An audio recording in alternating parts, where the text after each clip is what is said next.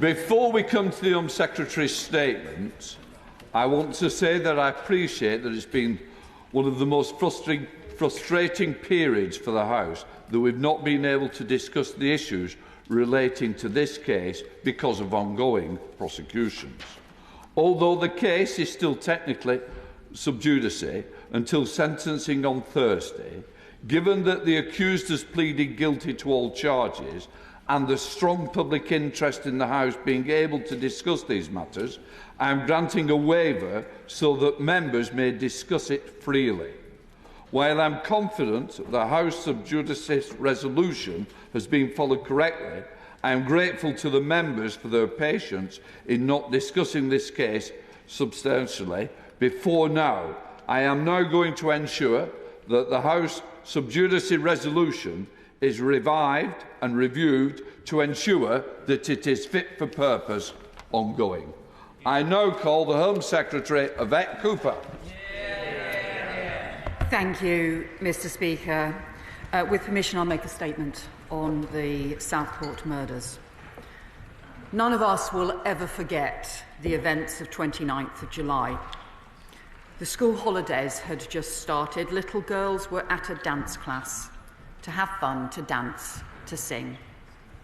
A moment of joy turned into the darkest of nightmares. And we think especially of three little girls, Elsie Dot Stankham, B.B. King and Alice de Silva Aguiar. Their precious smiles and the dreams that their families had. And we think of their families' agony to have that future so brutally destroyed. They are in all our hearts and prayers, as are those who survived the attack but who live with the physical and emotional scars. And nothing will ever take away their trauma and loss, and we will ensure that they receive the support and care they need in the years to come. We think too of the police and first responders who ran into that scene of unspeakable horror. The courage they showed and the lives they saved is public service at its very best. Yesterday, Axel Rudakabana pled guilty to all charges. He stands responsible for one of the most barbaric crimes in our country's history. The most vile and cowardly attack on little children who could never defend themselves, carried out in the most horrific and traumatic way. The CPS has described him as a young man with a sickening and sustained interest in death and violence, who has shown no sign of remorse.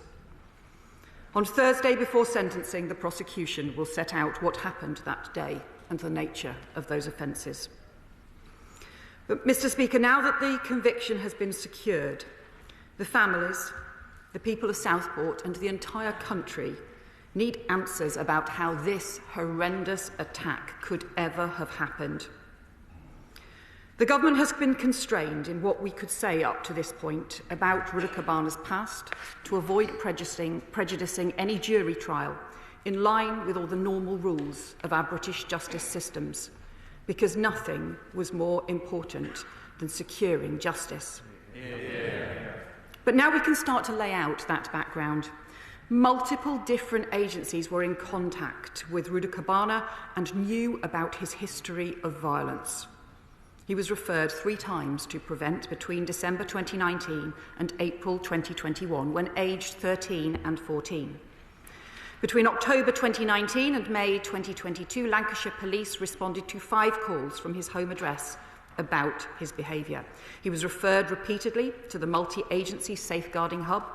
He had contact with Children's Social Care, the Early Help Service, Child and Adolescent Mental Health Services.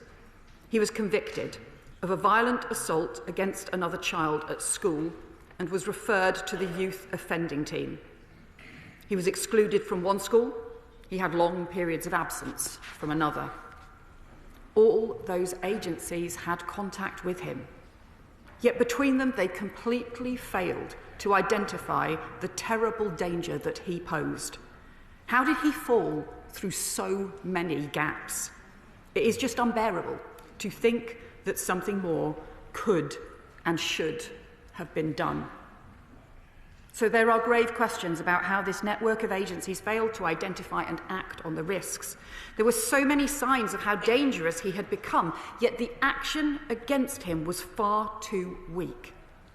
So families need the truth about why the system failed to tackle his violence for so many years. That is why we are setting up an independent public inquiry. Like the Angelini inquiry into Wayne Couzens, it will begin work initially on a non-statutory basis so that it can move quickly into action, but with statutory powers added later as required. We will set out the terms of reference and appoint the chair once we have consulted the coroner and given the families the opportunity to comment. And in addition to examining what went wrong in this horrific case, I am also asking the inquiry to consider the wider challenge of rising youth violence and extremism. Because I have been deeply disturbed at the number of cases involving teenagers drawn into extremism, serious violence and terrorism, including Islamist extremism, far-right extremism, mixed and confused ideology, and the obsession with violence and gore. There has been a threefold increase in under-18s investigated for involvement in terrorism in just 3 years. 162 people were referred to Prevent last year for concerns relating to school massacres. The Met Commissioner has warned about young men who are fixated on violence grazing across extremist and terrorist content online.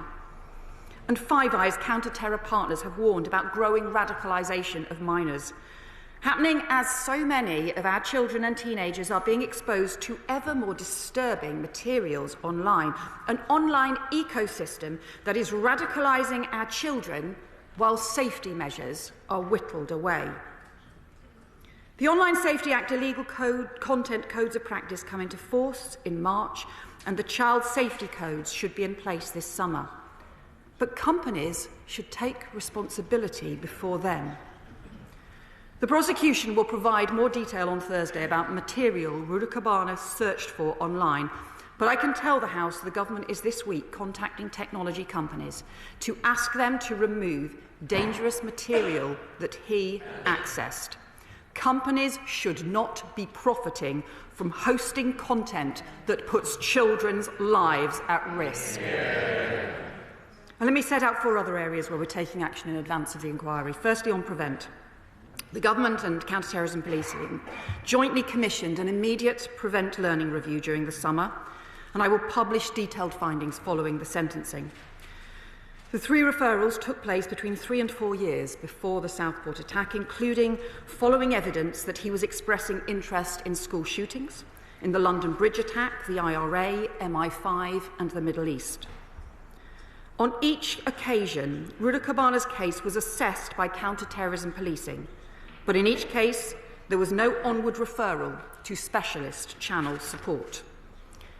The learning review has concluded the referrals should not have been closed, and that cases such as these, given his age and complex needs, should be referred to channel.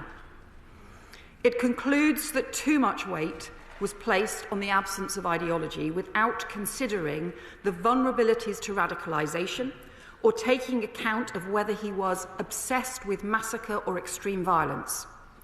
And the cumulative significance of those 3 repeat referrals was not properly considered. Mr. Speaker, the Prevent programme is vital for our national security, and its officers work with huge dedication to keep us safe. But we need it to be effective.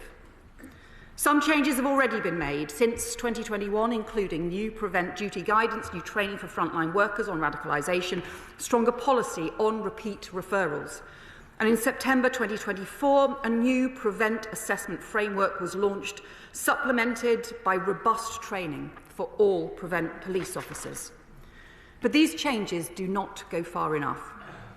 Given the importance of the programme, I cannot understand how it has been allowed to operate for so long without proper independent oversight.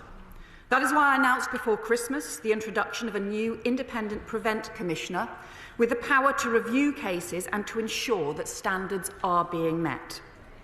So I'm today appointing Lord David Anderson, KC, as an interim Prevent Commissioner to start work immediately, and his first task will be to conduct a thorough review of the Prevent history in this case to identify what changes are needed to make sure serious cases are not missed, particularly where there is mixed and unclear ideology.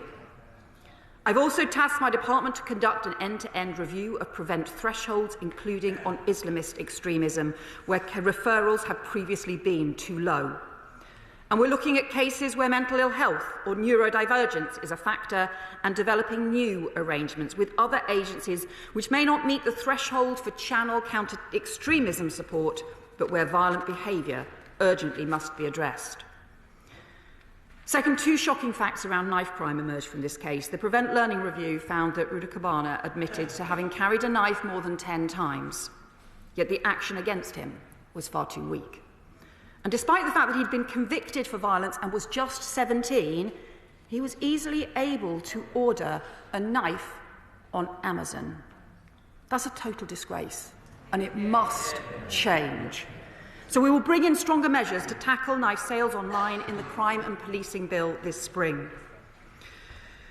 Mr. Speaker, thirdly, as the Prime Minister has set out this morning, we need to ensure our laws keep up with the changing violent and extremist threats we face. It is for the police and CPS to decide whether individual cases meet the definitions set out in the Terrorism Act 2000 when making charges. But given the growing number of cases where perpetrators are seeking to terrorise, even without a clear ideology, we need to ensure the law, powers and sentencing are strong enough to cope. I have therefore asked the independent reviewer on terrorism powers to examine the legislation in this area in the light of the modern threats we face. Finally, Mr. Speaker, let me address the issues of contempt of court. Because the British way of justice means information is presented to the court by the police and CPS with restrictions on what can be said beforehand, so the jury does not get partial or prejudicial information in advance to make sure that the trial is fair and justice is done. Social media puts those long-established rules under strain, especially where partial and inaccurate information appears online, and the Law Commission is reviewing the contempt of court rules in that light. But let me be clear, where the police, government and journalists are given clear advice from the CPS about contempt of court and about not publishing information in advance of a trial, if we did not respect that, and a killer walked free, we would never be forgiven. Mr. Speaker, there are times when something so unfathomably terrible happens that whatever words we find feel grossly insufficient. And that is how it feels over the Southport attack. So let there be no doubt. Responsibility for this outrage lies squarely with the perpetrator, but equally, in the wake of such a monstrous atrocity, we have to ask every question, no matter how difficult, and where change is needed, we must act. That is now our task. We owe that to the victims, to their loved ones, and we owe it to the country, because protecting the public is the first duty of the government and the shared purpose of this House. I commend this statement to the House. Right, let us start and we'll get everybody in who was there on time. Can I come now to the Shadow Home Secretary, Chris Philp? Thank you, Mr. Speaker, and I thank the Home Secretary for advance sight of her statement and for the briefing which she very kindly arranged. Firstly, let us remember the 3 young, innocent victims of this savage and senseless attack. B.B. King was just 6 years old. Elsie Dot Stankham was 7, and Alice da Silva Aguiar 9 years old. Their lives were cruelly cut short as they attended a Taylor Swift dance class. It should have been a time of joy, part of a precious and innocent childhood, to be cherished and remembered. And yet, the darkest of shadows fell over Southport that day as these girls were robbed of their young lives. Let us not forget that 8 more children and 2 adults were seriously injured on that day as well. Many of us in this House are parents or grandparents, and many people listening will be as well. We can only begin to imagine the pain and grief the parents and family of baby Elsie and Alice must now be feeling.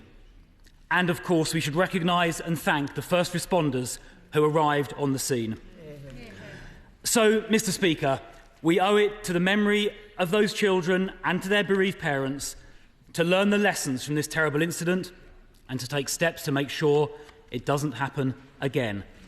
And so, in that spirit, I welcome and support the inquiry announced yesterday. I asked the Home Secretary to confirm that it will be placed on a statutory footing as soon as possible to ensure its independence and also to enable it to compel disclosure of the evidence which it may need.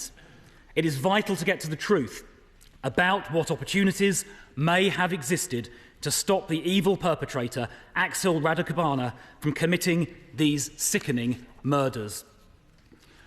Radicabana was encountered multiple times, as the Home Secretary said, by the police, social services, the school system and the Prevent programme over a period of several years. The inquiry will find out, I hope, whether mistakes were made or whether the law needs to change. And the Home Secretary mentioned some areas that will rightly be looked at, and I support that. I hope the Home Secretary can also confirm this will include consideration of whether the Mental Health Act was adequate for this case. The Home Secretary has also rightly referred to Prevent. A review of Prevent was conducted by William Shawcross, and the last government responded in February 2024. Will the Home Secretary now commit to implementing all of the recommendations of the Shawcross review? Let me now turn to what happened after the murders and to the importance of openness and transparency. Firstly, and this is a very serious and important question, will the Home Secretary confirm that the inquiry will also cover the government, police and CPS response to the murders, and especially the handling of public communications and the appalling riots that followed? It's a very important question. I would be grateful if the Home Secretary would directly answer that in her response. Now, the Prime Minister this morning acknowledged that he knew about the background to the case and to Radicabana himself, including the fact that he had been referred to Prevent on 3 separate occasions and that Radicabana had been found to be in possession of ricin, a highly toxic chemical, and a manual detailing al-Qaeda terrorist methods, itself an offence under the Terrorism Act. The Prime Minister also said this morning that he did not disclose any of this to the public in the days and weeks after the murders for fear of prejudicing the subsequent murder trial. And it is, of course, important for journalists and for politicians, and indeed this House, to do nothing that might prejudice a trial. But David Hall, KC, the independent reviewer of terrorism legislation, said this on the Today programme in the context of this case in October, and it bears quoting in full. Jonathan Hall said this: "The government has to be aware that if there is an information gap, then other voices, particularly on social media, will fill that gap." He went on, "If there is any information you can give, put it in the public domain and be really careful you don't fall into the trap of saying, we can say zilch because there are criminal proceedings. Quite often," he said, "there is a fair amount that can be put into the public domain." Jonathan Hall concluded by saying, "The police now realise that just saying there is a charge, we can't say any more, is not going to cut it these days." So the independent reviewer is saying that the government and police can put some material into the public domain without prejudicing subsequent trials. And in fact, on October the 29th, Radicabana was charged with possessing the ricin and the terror manual. That was then made public. So if it can be made public in October without risking prejudice of the murder trial, it follows that it could have been made public in August without prejudicing that same trial. Background facts on other cases over the years have been made public after arrest and before trial without prejudice, and the shields relating to 2 of those cases are in this chamber.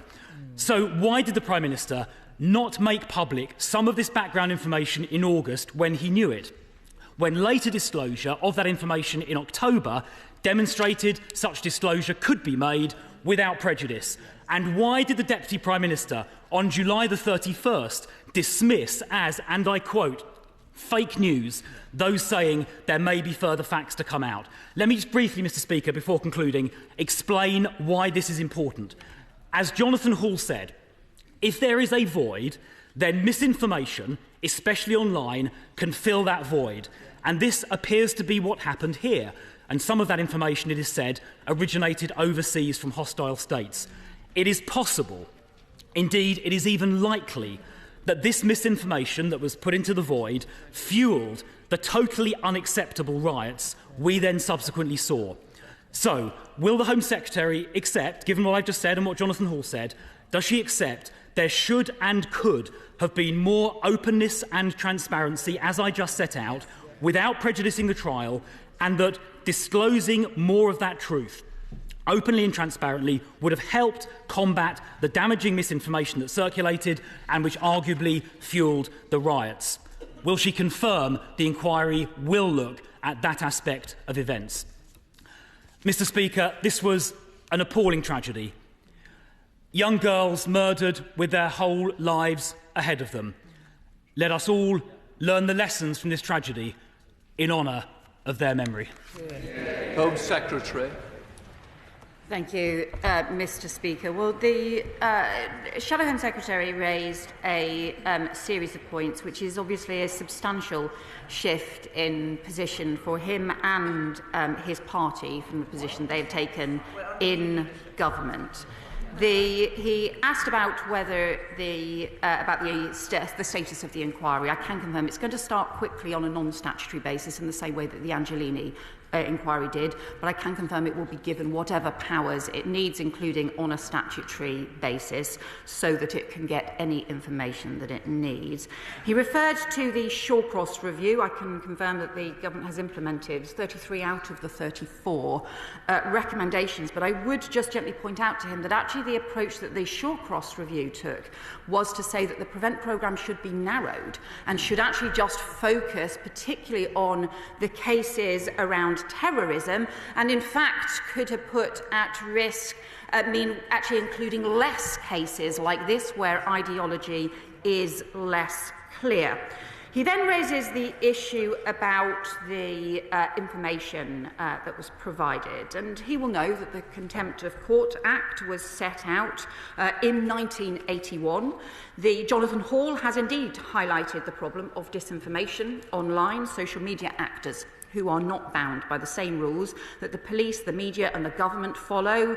And he refers, for example, to the name and the nationality being provided, which in practice they were in this case, after misinformation appeared online. But ultimately, he has also said all of this is governed by the Contempt of Court Act 1981, and the Law Commission is reviewing that.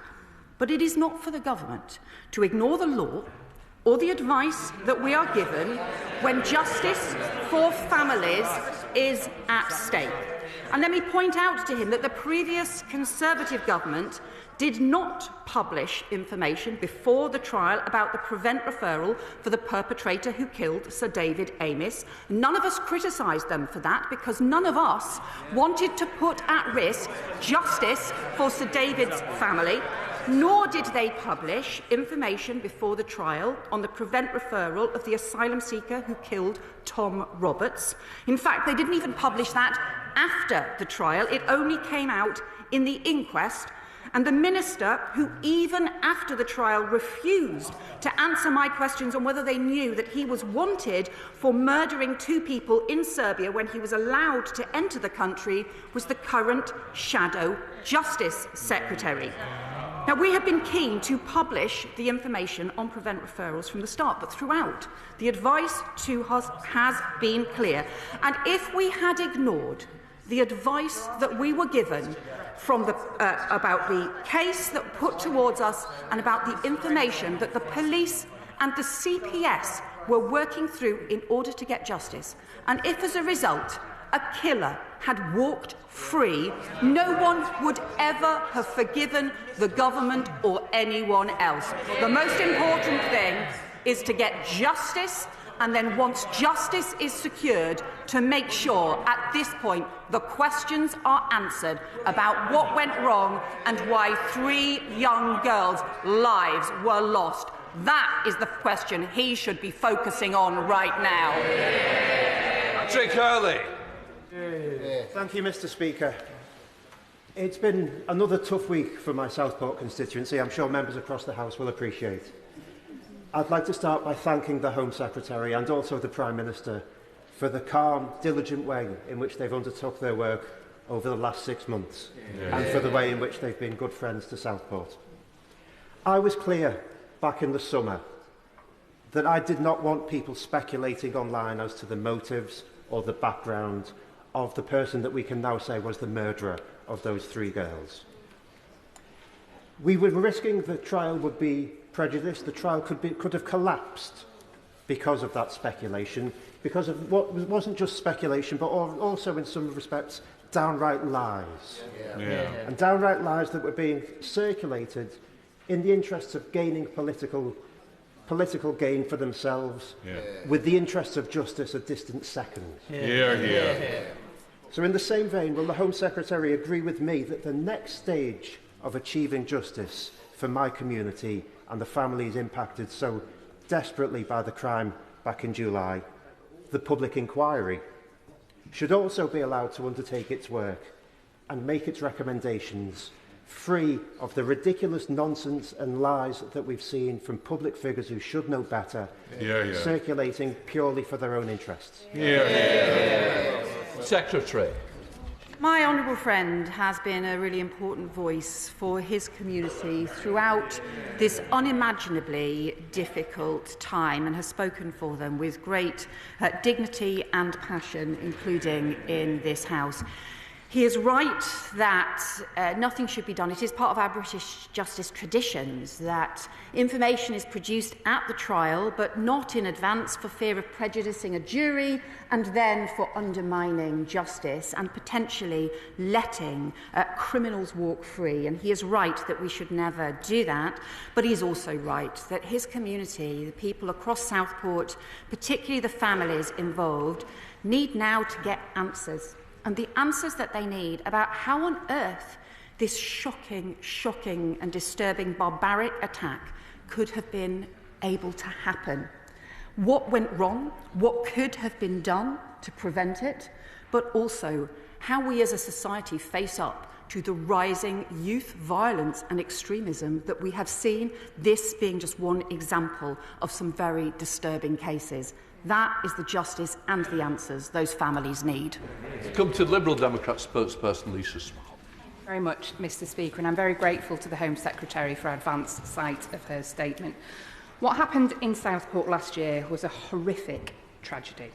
3 innocent young girls, Alice, Bibi and Elsie, lost their lives to an act of senseless, brutal violence, and our thoughts go out to the bereaved families and their friends, for whom this week will be incredibly difficult. We all owe it to these girls to ensure that a senseless tragedy like this can never happen again. It has been deeply concerning to hear reports about how, in the lead-up to the attack, warning signs were missed as the attacker fell through the cracks of the system. So the Liberal Democrats welcome the government's commitment to an inquiry, and there are clearly tough questions that need to be asked. The inquiry must not shy away from getting those answers.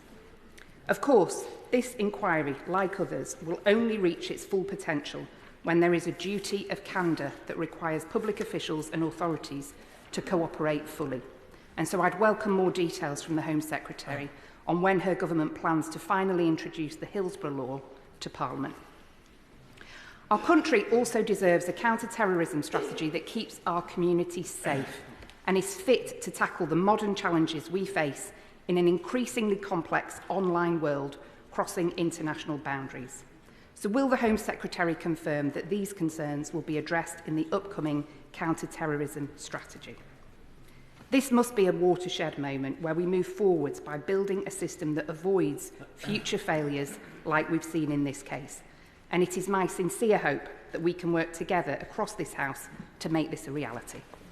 Home Secretary. Well, the honourable member makes an important point. The duty of candour is something that we want to introduce as part of the Hillsborough Law.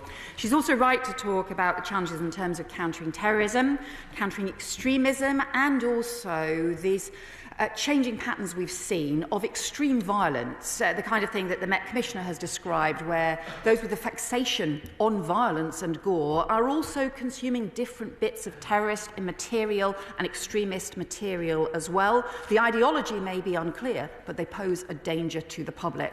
And what this inquiry needs to look at is all of those issues, but we also need, as part of the prevent work we are doing and the countering terrorism work we are doing, to make pace in these areas as well. Florence Eshalomi. Thank you, Mr. Speaker. And I thank the Home Secretary for her statement this afternoon. And as many right honourable members have said, our thoughts remain with BB, Elsie and Alice. And we can all remember where we were that late mid-morning on the 29th of July.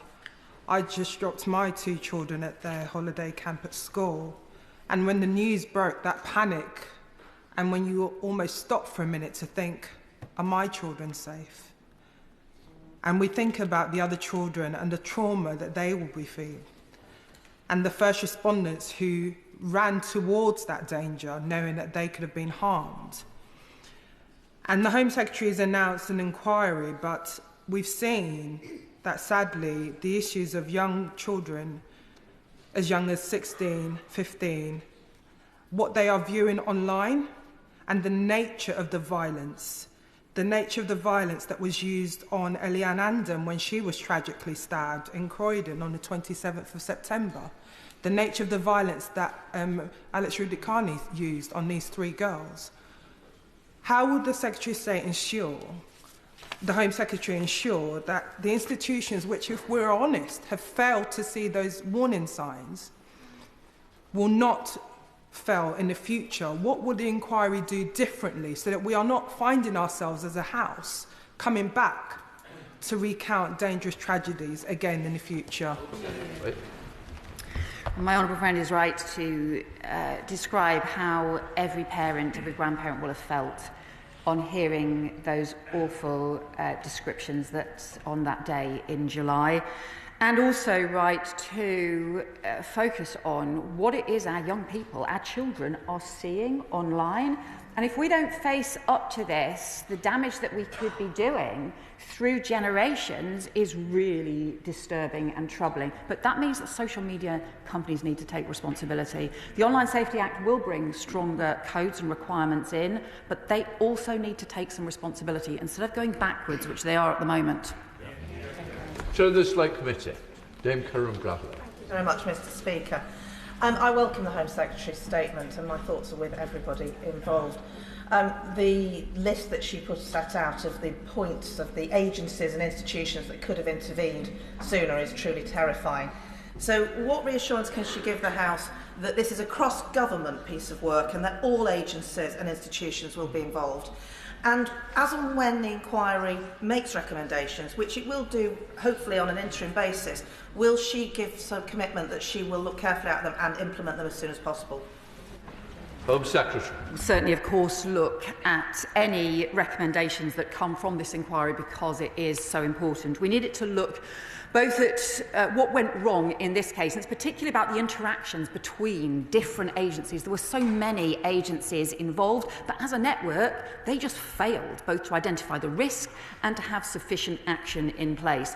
Lancashire County Council have done a initial rapid review, and there has to be a statutory child safeguarding practice review, and of course there also has to be a coroner's inquiry as well. However, our view is exactly that. These are not sufficient because of that cross-agency examination you need to do about all of the things that have gone wrong in this case. We have to start from the dangers that were posed in Southport to those children in such a devastating way, and then see why did the system so badly fail to protect children against those dangers, rather than just every organisation working in its own silo and only doing their bit and then leaving children at risk.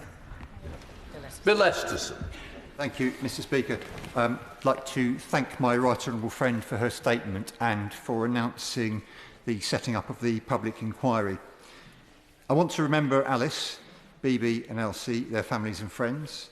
I also want to remember the other victims of the attack and the first responders, some of whom have told me over the last 6 months their harrowing accounts of what they found at the Herts base in Southport.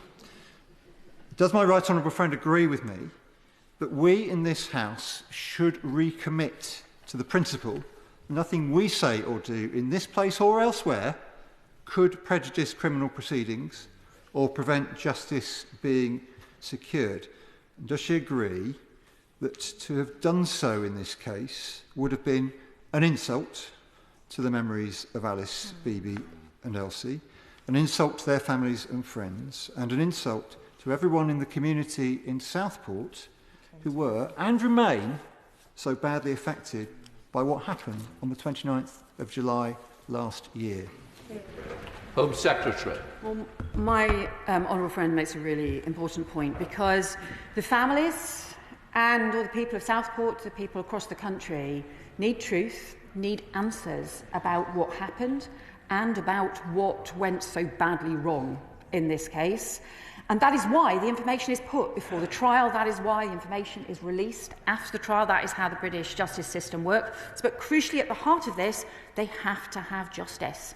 There has to be an account for such a terrible, terrible, barbaric crime.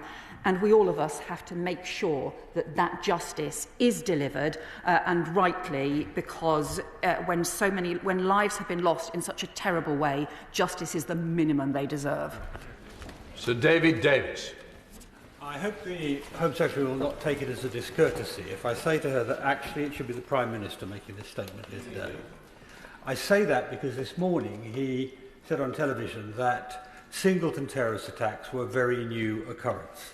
They're not. They've been going on for nearly a decade, many in London, one in the yard of this House of Commons, and of course one killed Sir David Amos, our colleague. And in that attack on Sir David Amos, the police declared it a terrorist incident the same day, without 3 prevent references, without writing, without an Al-Qaeda manual. They declared it a terrorist event the same day. So we all wonder why this was not the case here, when there was such evidence. This is a clear mistake, is it not? Home Secretary. So the decision about the application of the Terrorism Act 2000 is one for the police and ultimately the CPS when they lay charges, based on the operational information that they have.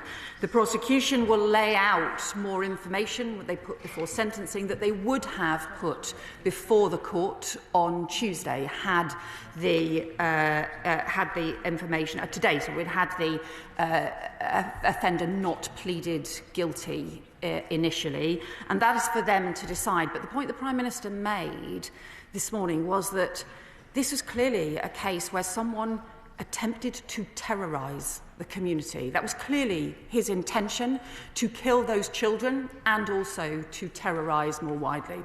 And that is why we have to ensure that even where there are cases where the police or the prosecution say they have not been able to prove ideology, that we still have the right powers, the right sentencing, the right ability to respond with swiftness and seriousness to the kinds of cases we face. And that is why he has said that this needs to be reviewed. I referred to the independent reviewer of terrorism, powers looking at these issues. And it's also why we have this statement to the House and are making this inquiry, because where I would disagree with him when he said, well, we've had these cases for a long time, the thing we've seen in very recent years is this really big increase in youth violence and extremism on a really disturbing scale. And I do think that needs to be part of the inquiry as well. Shaun Davies. Can I associate myself and my community with a statement from the Home Secretary on this tragic incident? Whether it be purchasing knives online or whether it be the sharing of these horrible videos celebrating violence and death, there's clearly a gap between the ability of the state to hold social media companies to account and also online retailers. What more can the government do, together with the intelligence services, to take robust action and hold to account these companies that are allowing this extremism, this violence, this horror to be present on their social media companies? Secretary. Well, my honourable friend raises a really important point. We are raising with the companies some of the particular dangerous material that this terrible offender accessed online, and the police and prosecution will say more about some of that material later this week. But he's also right to highlight the issue around online knife sales, because we know from the case of Ronan Kander, who was so brutally murdered by a ninja sword, where the perpetrator was able to get that, just buy it online, just pick it up with no age checks at all. And in this case, for a 17-year-old to be able to just get the knife that he was able to use online from Amazon, that is just frankly shocking. Commander Stephen Clayman has been doing a review for us on online knife sales and on the kinds of checks that should be taking place, and we will, based on that review, be bringing forward new measures to tackle this problem. James Cleverly. I'm particularly drawn to the line in the immediate learning review that it concludes that too much weight was placed on the absence of ideology without considering the vulnerabilities to radicalisation. I mean, the fact is, much of the challenge over the summer is because there was an understandable lack of public understanding of the distinction between a terrorist incident and a non-terrorist incident. Had this person done exactly the same thing, but was driven by a desire to create a caliphate here in the UK, this would, of course, be defined as a terrorist attack. The fact it didn't is of no solace to those families who have lost loved ones. Is it now not the time? And I appreciate this could be part of the review, but I would urge her to make sure this is a particular emphasis of the review, to get rid of this entirely arbitrary distinction with motivation and focus exclusively on the risk and the actions. Home Secretary. Well, I think the Right Honourable Member, the former Home Secretary, makes an extremely important point here, because from the point of view of families, from the point of view of the community, this was an attack that was intended to terrorise the community, and also from the point of view of families, the real concern is about the scale of harm that they've seen, the loss of children's lives and the impact on that community as well. The law is set out in the Terrorism Act 2000, and there is also a serious consideration for different agencies about the nature of the response. So if you have an ideological attack or a motivation, then it may be that the kind of countering extremism response, the kind of support that the Channel programme provides, might be targeted in one particular way if it is around an extremist ideology that needs to be challenged and tackled and taken down, or alternatively, if the issue is around mental health or the issue is around obsession with violence and gore, those may need different kinds of response.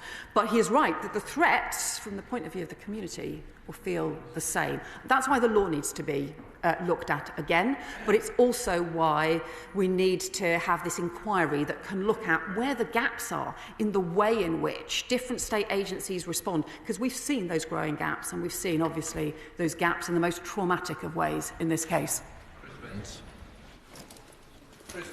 Thank you, Mr. Speaker. Can I welcome the statement the Home Secretary has made today? And in her statement and in the Prime Minister's speech this morning, they have painted a terrifying picture of how terrorism is changing in this country and the threat that we face is evolving, especially with the proliferation of extremely violent online content, and which is having an effect on mixed ideologies and from ideologies across the spectrum. Clearly, part of the response to this is going to be the response of the intelligence services. So can the Home Secretary tell us about how the intelligence services will be responding to this evolving threat and what the government is doing to prevent this growth of extremism through extreme online content?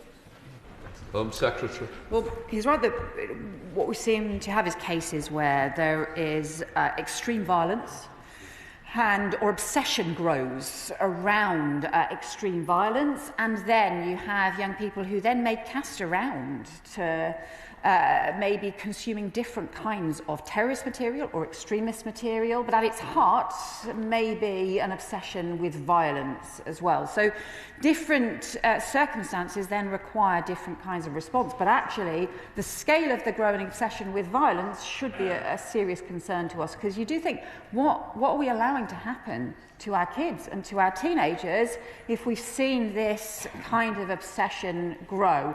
And that's why we need action. Clearly, the focus of the intelligence and security agencies is around those cases where particularly there is organised ideology and radicalisation, as well as state threats. But we have to deal with the kinds of threats that our society faces much more widely, and that means everyone needs to be part of it. Gethins. Can I associate myself with the remarks of colleagues about the murder of these 3 wee girls, the bravery of the first responders, but most of all we think about the families of those left behind. Can I also agree that the way in which we talk about these kind of cases, we have a responsibility to the victims to make sure we do so responsibly while keeping the government under scrutiny? There is a fast-evolving situation in terms of technology companies. Can the Home Secretary tell us what areas she's looking at in terms of enforcement? But can she also tell me that it's a multi-agency, very diverse case?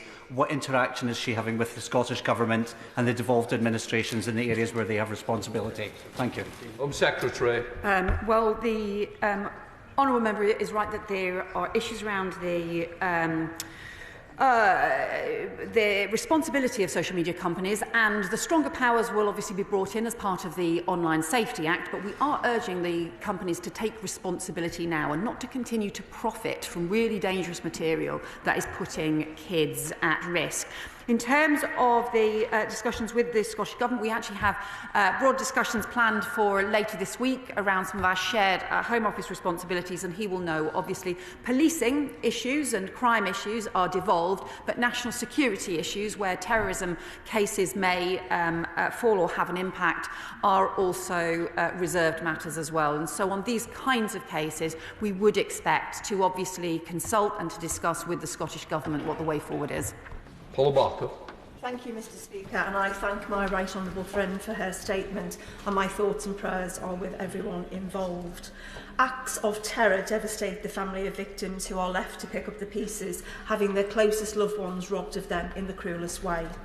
As with the Forbury Gardens terrorist attack in 2020, which saw my constituents, Gary and Jan Furlong, lose their beloved son James, these acts often take place after multiple agency failings. The Forbury Gardens perpetrator had been referred to Prevent 4 times and was known to mental health services. It will be important to those families in Southport that lessons are learned and acted upon in a timely way. So will the government engage with me and Survivors Against Terror over their calls for a Survivors Charter which would expand rights to survivors and the families of victims? Home Secretary. Well, my honourable friend makes an important point, and the Security Minister has met with and had regular discussions with the survivors of terror, because the concerns they raise are very serious about the way in which survivors, for example, of the Manchester Arena attack ended up feeling badly let down, and the additional support that can be needed in these cases. So we will continue to discuss with those organisations about the support that's needed. Sir Julian. I trust that the Home Secretary agrees with me that the courage shown by the dance teacher and the member of the public who intervened should appropriately be recognised. But what troubles me is that we seem to have a subtext here of saying that if only this particular ticking time bomb had been successfully referred to Prevent, that could have stopped him doing what he did. Will the Home Secretary share with the House what measures are in place, assuming that someone so committed to fanaticism would not respond to Prevent? What measures are in place to keep the terrible events from happening? Do TPIMs, for example, apply in a case like that? Home Secretary. I think the honourable member makes a really important point here, because those referrals as well were 3 to 4 years before the attack, and multiple different agencies had contact with him. But there is a huge question about what powers, what interventions are available in a case where, even had they sufficiently identified the scale of risk and dangers he poses, what could be done. That is one of the reasons why the government is determined to bring in a new power, a youth diversion order, to be able to address some of the really difficult cases, particularly around teenagers, to look at what requirements might be put on young people in these cases, and we will bring forward legislation as part of the Crime and Policing Bill. Thank you, Mr. Speaker. The barbaric murder of those 3 little girls in Southport is part of a growing problem of youngsters fixated on violence and gore, as the Home Secretary has said. Though this worrying phenomenon has been fuelled by the rapid growth of websites and social media forums which promote and revel in that violence, so can the Home Secretary confirm that the inquiry into Southport will look into exactly this danger promoted by those websites? Home Secretary. We will certainly make sure that this issue is clearly in the scope of the inquiry. We need the inquiry to look at why we have so many more young people getting drawn into obsession with violence, extremist activity, and what exactly is going wrong and why, so that we can make sure that across society we take the action that is needed to keep our children safe. Lee Anderson. Thank you, Mr. Speaker. The Home Secretary has told us that last year alone 162 people have been referred to prevent over concerns relating to school massacres. A truly shocking and disturbing figure. So could the Home Secretary please tell us how many of these people are currently in detention? Home Secretary. Well, he will know that the referral to prevent can be for young people who may have expressed an interest in school massacre, as opposed to those who have yet committed a crime. But the point of the Prevent programme is to try and get early intervention to take action to prevent young people committing crime. My view is that the powers are currently not strong enough to prevent young people committing crimes or getting drawn into this extremist violence, and that is exactly why we need to introduce the youth diversion order. That is a stronger power for the police to be able to take action in these extremely serious cases. Mike Tapp. Thank you, Mr. Speaker. It's important to note that this attacker is a terrorist. He's been charged under the Terrorism Act and the Biological Weapons Act. The man is a terrorist, Mr. Speaker. The attack itself has not been labelled as terrorism due to the lack of a clear ideological motive, a decision for the police and the CPS. Will the Home Office look into how our legal frameworks can be updated to recognise the full horror of acts intended to terrorise? Home Secretary. My honourable friend is right. We do need to ensure that the legal framework is up to date, to make sure that there is the scope and the powers and the sentencing, frankly, as well, to ensure that where there are acts intended to terrorise, even where there is no ideology, that there are sufficient powers in place to be able to deal with this. And he is also right to say that because this man has been charged under the Terrorism Act and has pleaded guilty to a terrorist offence, I can confirm he will be treated as a terrorist offender in prison as well. Dr. Andrew Murison. Madam Deputy Speaker, if the authorities remain silent, then bad people will write the script. On the 16th of October 2021, those authorities and then their political masters were frank about what had happened the previous day in Southend, and there were no riots. Why is that different to this? Home Secretary. Well, I would say to the honourable member, in the case that he refers to, the attack on Sir David Amis, who I regard as a friend, and I know he does as well, was a great loss to this House, the government did not publish crucial information, for example, around the Prevent referral that had taken place. There was a lot of information that was not provided until the trial, and in fact this government is going further in providing information after the trial than was provided in that case as well. And I also don't think that anyone should attempt to excuse people who threw bricks and rocks at police officers as being somehow something to do with what information that they were provided and when. They committed crimes. They need to take responsibility for those crimes as well.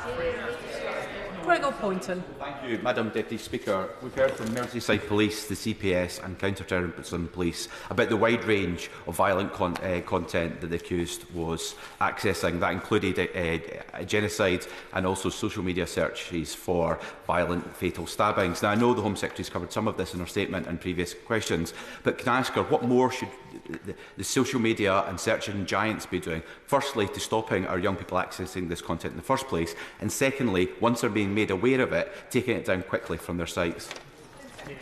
So I think that my friend makes a really important point, because the thing about the social media companies is they have incredibly sophisticated technology and resources. These are the social media companies that know exactly how to target every single one of us on things that we might be interested online and to use their algorithms in all kinds of sophisticated ways. They have the capability to do far more to identify this dangerous content and to take action on it. And I do believe that they should use those responsibilities rather than rowing back from content moderation, rather than reducing the responsible action that they need to take.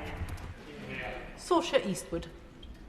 Thank you, Madam Deputy Speaker. I thank the Home Secretary for your statement today, and indeed constituents across Lagan Valley are sending their thoughts and prayers to not just the families of Elsie, Alice and Baby, but indeed the community of Southport. Something that has deeply concerned me for a long time is indeed this radicalisation, particularly of young people, and you have explicitly stated that in your statement today, that it is an online surge of young people becoming radicalised, also including young people that are interested and looking at particular violent content against women and other sorts of terror linked. I would want to understand how the Home Secretary sees the lack of an ideology being captured in a way that it means that we can actually identify these potential perpetrators, and also in terms of actually the laws that we can make in this House to stop social media companies not only profiting but actually being aware of this violent and terrorist content that is online. The Honourable Member is right to raise this. The Director of NI5 has talked about how the security services are seeing far too many cases with very young people being drawn into poisonous online extremism, and 13% of all of those investigated for involvement in UK terrorism now under 18. That is a disturbing fact for all of us. She's right too that this needs to look at the complexity of, there are some young people who become radicalised around an ideology early on. There are others who become obsessed with violence. There are others who may switch between different extreme ideas and perspectives. But the point is that all of them are at risk of becoming dangerous to communities if they get drawn down this extremist track and their ideas get poisoned in this way by things that they see online. That is why it's so important, and that's why it's a central part of the inquiry. Josh Simons. Thank you, Madam Deputy Speaker. Can I thank the Home Secretary for updating the House and welcome the uncompromising inquiry that she and the Prime Minister have announced. I'd also like to ask about social media and the digital information environment. I used to work in a technology company for a long period of time, and I totally concur with the Home Secretary's comments. They know what's circulating online. They know what's getting virality. So I'd like to ask the Home Secretary whether, after the summer, she feels that she and the Prime Minister have the information that they need in order to make decisions in real time to secure our information online environment. Home Secretary. So the Honourable Member makes an important point. I don't think that anyone would suggest that the In the end, ministers are in a position to make decisions on individual cases. What we need is the right kind of framework in place. Clearly, the Online Safety Act will put new structures and systems in place. The Prime Minister has made clear this morning that we should not shy away from taking any further action that is needed in order to address this, because fundamentally, if this is impacting on the safety of our children, we do need to act. Nick Timothy. Thank you, Madam Deputy Speaker. The Prime Minister's denial in August that Rudy Cabana was being investigated for offences under the Terrorism Act didn't protect the trial, because we found out these facts anyway when Rudy Cabana was charged in October. And the same disclosure didn't cause other trials, such as that of the Parsons Green tube bomber, to fail before. I'm not talking about the details of prevent referrals, which the Home Secretary has used in answers to similar questions, but of the information that was disclosed in October. If a jury knew that before the trial, why couldn't the Prime Minister have told the country the truth in August? Home Secretary. Well, the Honourable Member will know that the investigation is carried out by the police. The Crown Prosecution Service decide what charges to lay and also decide, based on the evidence that they have gathered, how and when those charges should be laid. That is the British justice system that we have. It is the decisions made by police, it's decisions made by the prosecutors. They are rightly independent of ministers, and to be honest, I strongly believe, as part of our British judicial tradition, that independence must continue. Conor Naismith. Thank you, Madam Deputy Speaker. From everything we have heard so far, the murderer in Southport was someone with a history of violence and a fascination with violence, and someone who was just 17 years old at the time of this horrific attack. There are no circumstances in which he should have been able to buy a knife himself. So will the Home Secretary agree with me that we have to get to the bottom of how that deadly weapon was able to end up in his hands and ensure that teenagers are unable to buy these kinds of weapons in the future? Home Secretary. My honourable friend is right here. The perpetrator should never have been able to buy a knife online, and it is really disturbing that it is still far too easy, despite all of the cases that we've seen in the past, it is still far too easy for young people to be able to get access to knives online. That is why we will take action as part of the crime and policing bill, including taking action on online executives so that they take responsibility for the kinds of checks that need to take place. Shockout Adam. Thank you, Madam Deputy Speaker. I'd like to thank the Minister for her statement. 3 referrals to prevent, 5 referrals to the local police force, multiple referrals to multiple hubs. Yet we still didn't protect Elsie, Alice and Bibi. We have failed them. We must ensure this never happens again. Would the Minister agree that whoever is the perpetrator, the victims are always terrorised? And does she agree that obsession with ideology may have been an underlying factor why we missed this perpetrator, and we need to relook at the Shawcross recommendations of ideology obsession? Secretary. Well, he's right that the Prevent Learning Review did identify that in this particular case, the focus on ideology may have meant that some of the vulnerabilities to radicalisation were missed. We also have to recognise that depending on the individual case, where there is ideology, that is different from cases where there is not and may require different kind of response. So the assessment of risk, the assessment of the danger a young person poses may need to be the same, but the kind of response that the action that the state needs to take, depending on what is driving that action and that danger and that risk, needs to change. But for too long, some of those mixed ideology cases, some of those unclear cases may have been being missed because we haven't had sufficient focus on them. That's what the inquiry needs to do. Dr. Ben Spencer. Thank you, Madam Deputy Speaker, and I thank the Home Secretary for her statement today. And of course the victims and all those affected are very much in our thoughts and prayers. And I think it's important that nothing that we say detracts from the sole responsibility of the perpetrator for these awful crimes. But it's right that we look into the situations beforehand. And I note that the Home Secretary has mentioned a few times multiple agency involvement and warnings. And I think for me that's one of the most concerning and shocking things. How come so many agencies were aware and raised concerns? This wasn't a lone wolf that popped out of nowhere. Who does she think ultimately bears responsibility for managing this perpetrator's risk? Home Secretary.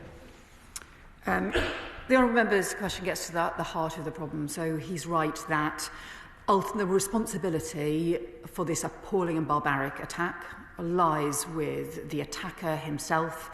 He needs to face the consequences. It is the most heinous crime that he has committed. But we also have to ask those questions on behalf of the families about why so many agencies, there should have been a network of responsible agencies, in the end together failed to identify the scale of risk and to take the scale of action that was needed in this case. That is what the inquiry needs to look at, and I think part of the challenge is that it can be too easy for each agency to think that somebody else is addressing this bit of the problem, when actually there needs to be a much stronger approach between agencies. That's what the inquiry must look at. Richard Tice. Thank you, Madam Deputy Speaker. I think the vast majority of the British people agree with the government's own independent reviewer of terrorism legislation, who said repeatedly that in these serious incidents, these horrific crimes, more information needs to be put out sooner to avoid an information vacuum. But that's in conflict, of course, with the need to prevent prejudicing a fair trial. And therefore, does the Home Secretary agree with me that it's incumbent upon us in this House to find a way to overcome and reduce that conflict so we get more information sooner? Home Secretary. Well, the honourable member raises the issue about, particularly in a world of social media where there can be all sorts of information online and therefore there can be different kinds of information available, and yet, as he rightly says, we have to make sure that justice is done. We have to make sure that a jury is not prejudiced by information so that a killer can walk free, but we also have to make sure that people can get answers, people can get the crucial information that they need. The Law Commission is reviewing the Contempt of Court Act. That dates back to 1981, but I know he would recognise the importance of us following the law in the meantime and recognising the way we need to make sure that justice is done. And now that we have a verdict, making sure that the families can get proper answers, can find out what went wrong in this case, get the answers that they so badly need and deserve. Dr. Luke Evans. Well done, Home Secretary, on the proposals you're bringing forward. You have my full support in turning over every stone to look into the cases, and I fully, wholeheartedly agree with all the powers you're bringing forward. However, that is half of the story. The Home Secretary rightly talks about the balancing of possibly a criminal maybe walking free, but the actual nature of having riots up and down this country that happened. So will she consider conducting a review on creating a framework about how government talks about these issues so that it's standardised with the media, so that there's no political point scoring across this chamber? Because at the heart of this issue is how the public perceive information was held from them. And if we can stop that, we can do a review into the rioting to make sure there are no further riots, because there weren't riots in October when this information came out. So there's a discrepancy there that needs looking at, and I'd be grateful if she'd take that up. Home Secretary. Well, I would sort of point out to him that the violent disorders stopped when people realised they would face consequences for it, and when there was a clear police and criminal justice system response, because there is no excuse for throwing rocks and bricks at the police. There is no excuse for throwing rocks and bricks at the very same police officers who had to deal with the most horrendous attack on those little children in Southport in the first place. And I think it's really important that this inquiry and this focus now needs to be on getting those children the answers, getting the answers for the families, for those children, the answers that they need about what went wrong in this terrible case, and not trying to somehow excuse a bunch of thugs who were throwing rocks and bricks at the police, for whom, frankly, there is no excuse at all. Jim Allister. As we reflect on the horror of the murder of these 3 young girls, we all and the public have many questions. Will the terms of reference of the inquiry permit an answer to this question?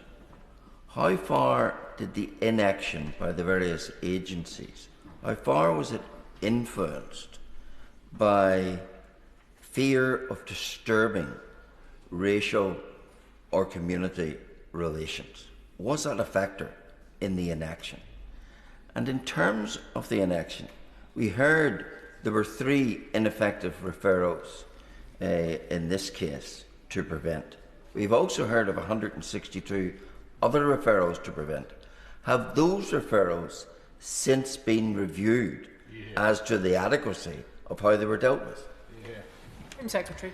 Well, specifically on that point, the reason I have introduced the new Prevent Commissioner, and Sir David Anderson, Lord David Anderson, is now beginning that work as the Interim Commissioner starting right now, is because there is currently no independent review of Prevent decisions, of Prevent processes. Now, I think that's a problem because the decisions that Prevent takes are incredibly important. They need to be effective. We need to make sure that standards are maintained, and that's why we need to make sure there's an independent review. We have independent inspectors in other aspects, for example, of policing or other aspects of the work that public services do, but we need the independent commissioner to be brought in. So that allows him to be able to review not just this case, but also similar cases as well. And in terms of the scope of the inquiry, the Prime Minister has already made clear this morning, this inquiry will follow the evidence wheresoever it takes the inquiry, and no stone must go unturned. Thank you, Madam Deputy Speaker. On what dates were the Prime Minister and the Home Secretary made aware that Axel Rudakabana was in possession of ricin and an Al-Qaeda training manual? And will the inquiry cover public communications after the murders? Well, ministers were, of course, updated throughout, and the Home Office was advised about ricin in August, and we were advised about the document much later on in October, and we made sure that the official opposition were also briefed. But in the end, those decisions and investigations are matters for the police on an operational basis. That is the tradition that we have in this country, where we have operational independence for policing, and why we also have the operationally independent decisions made by the CPS. And I actually think it is really sad that so many members opposite have chosen to simply ask questions about the timing of information when they know that this is governed by the Contempt of Court Act, and when they know this is about providing justice for families who lost their loved ones, rather than asking the serious questions about why that terrible and horrific and barbaric act took place. And I would really just ask him and other members who've decided which issues they want to focus on, they need to consider very seriously what they think is the most important issue here when so many lives were lost. Rupert Lowe. Thank you, Madam Deputy Speaker. In her statement, the Home Secretary says, "Let there be no doubt, responsibility for this outrage lies squarely with the perpetrator." That's indubitably true, but I would argue there's blood on the hands of this myriad of very difficult-to-understand government agencies and quangos who charge around in ever-decreasing circles and blame everybody else when something goes wrong. So on that basis, will the Home Secretary commit to reviewing every single dropped or downgraded case where Prevent failed to act appropriately in order to avoid another heartbreaking catastrophe like this one? Well, there are two things that are important that we have announced today. The first is the inquiry itself, which needs to go to the heart of what went wrong in this case, why so many agencies knew about this incredibly dangerous perpetrator who committed this barbaric act, but also to establish the new Prevent Independent Commissioner, who can review cases, who can look at the different cases and the approach that's being taken to make sure that the right approach is being taken, to make sure that risks are being taken, risks are being identified, and frankly make sure action is being taken, because some of the information that I see that disturbs me, particularly some of the issues around the knife crime identified in this case, is strong enough action was not taken, and we need to make sure that it is to keep people safe. Jim Shannon. Thank you, Madam Deputy Speaker. Can I thank the Home Secretary very much for her statement, for her tone and also for her well-chosen words. I don't think there's any of us in this chamber, Madam Deputy Speaker, that our hearts don't ache for the families and their loss. The trust of the local communities and the information that was released was damaged, and a lesson on transparency, I believe, must be learned. So can the Home Secretary outline how government will ensure that trust is rebuilt in this system and that misinformation can be corrected and that those corrections are trusted in the future to come? Thank you so much. Home Secretary. The honourable member is right to raise the issue around trust, because we have an important issue around the police and criminal justice system are rightly independent of government and of politics, but there needs to be trust in the work that they do. It's why this government's made it part of our mission to restore confidence in policing, for example, which had been, I think, undermined for far too long, and to stand up for the rule of law and the role that the different parts of the justice system rightly play, which are different and which need to be defended, otherwise they will not provide justice for people in the future.